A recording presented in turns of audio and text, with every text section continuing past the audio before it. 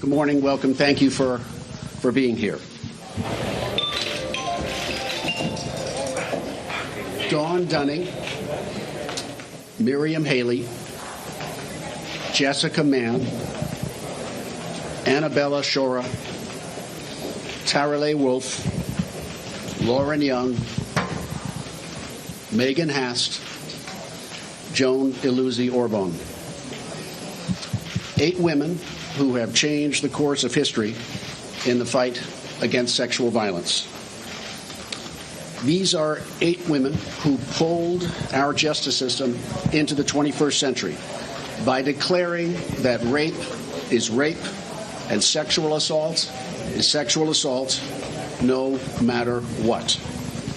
Rape is rape, whether it's committed by a stranger in a dark alley or by an intimate partner in a working relationship. It's rape, whether it's committed by an indigent person or a man of immense power, prestige, and privilege. Rape is rape, whether the survivor reports within an hour, within a year, or perhaps never. It's rape despite the complicated dynamics of power and consent after an assault. It's rape even if there is no physical evidence, and even if it happened a long time ago. This is the new landscape for survivors of sexual assault in America, I believe, and this is a new day. It's a new day because Harvey Weinstein has finally been held accountable for crimes he committed. The women who came forward courageously and at great risk made that happen. Weinstein is a vicious, serial sexual predator who used his power to threaten, rape, assault, trick, humiliate, and silence his victims. He has been found guilty of criminal sexual act in the first degree and will face, on that count, a state prison sentence of no less than 5 years and up to 25 years. To the jurors, I want to thank the jurors for their service and careful attention. Their verdict turned the page in our justice system on men like Harvey Weinstein.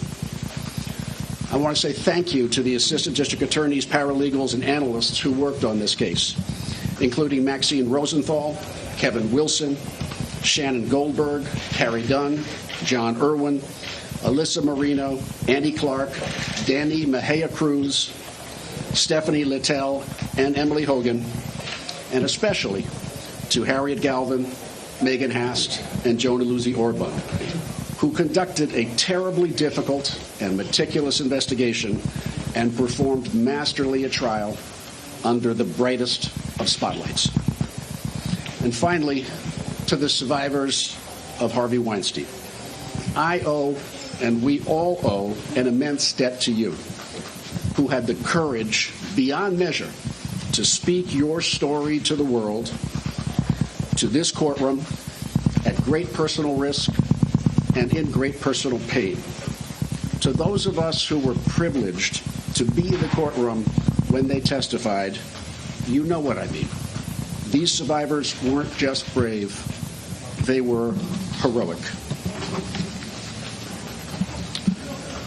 Words can't describe adequately the sacrifices the survivors made to pursue justice. Weinstein, with his manipulation, his resources, his attorneys, his publicists, and his spies, did everything he could to silence the survivors. But they refused to be silent. They spoke from their hearts, and they were heard. They were heard by Weinstein's other survivors and by sexual predators all over the world. They sacrificed their privacy and self-protection, knowing better than anyone the extent of Weinstein's power, manipulation, retribution, and abuse. To them, I would say, you broke silence to hold him accountable. And believe me when I say that because you have done so, a generation of sexual assault survivors and all of us heard your every word. Thank you. I'll take a couple of questions. Sir, are you fully satisfied with this verdict, or do you feel in some way you came up short? You just mentioned could be as little as 5 years. Well, I'm certainly not dissatisfied by the verdict. I think this was a very difficult case. a very challenging case, and a case that really moved our understanding of what sexual assault is, where it can occur, shattered myths that I think have been part of the criminal justice system for a long time. So I believe a B felony conviction with a maximum of up to 25 years is not the top counts in the indictment, but by no means am I disappointed with the jury's unanimous statement that Harvey Weinstein is guilty of sexual assault and rape. Any other questions? Some of the women, like Annabella Shore and Jessica Mann, it appears the jury repudiated their testimony. Do you have any concerns that women are going to have to endure such terrible cross-examinations that they endured at the hands of Weinstein's lawyers?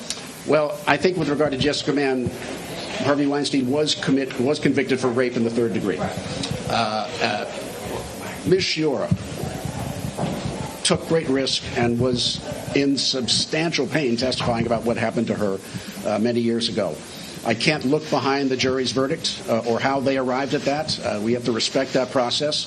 But by no means is it a statement against Ms. Shiora or against anything that she said in court. Jurors find a way through to a solution that they believe adequately brings them all together with a unanimous verdict. In terms of the cross-examination, I think we saw cross-examination, the kinds that we've seen for years and years and years.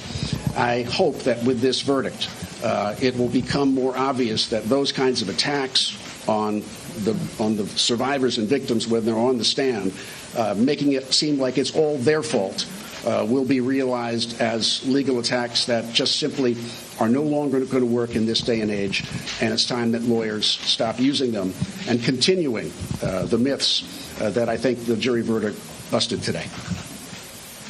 Cy Vance, what's your message to women about coming forward? Because someone questioned why did it take the women so long to come forward. What's your message to women who may be attacked, whether today or last year? What's your message? Well, first of all, I would say that, Dean, with this, it was Dean, right?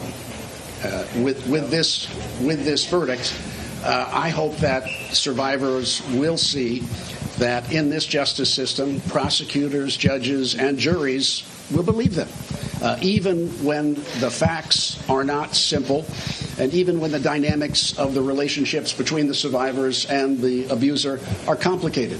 So I think, Dean, the message is this is a big day. This is a new day, and I hope women will understand the significance of the jury verdict today. In terms of the time it takes to report a sexual assault, Dean, we cannot put ourselves in the shoes of a victim of sexual assault to understand what is going through his or her mind.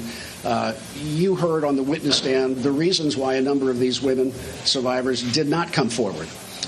They were deathly afraid of Harvey Weinstein, for one thing, and that he would ruin their career. So there's all sorts of dynamics that make survivors of sexual assault not comfortable to come forward. However, those stories are now part of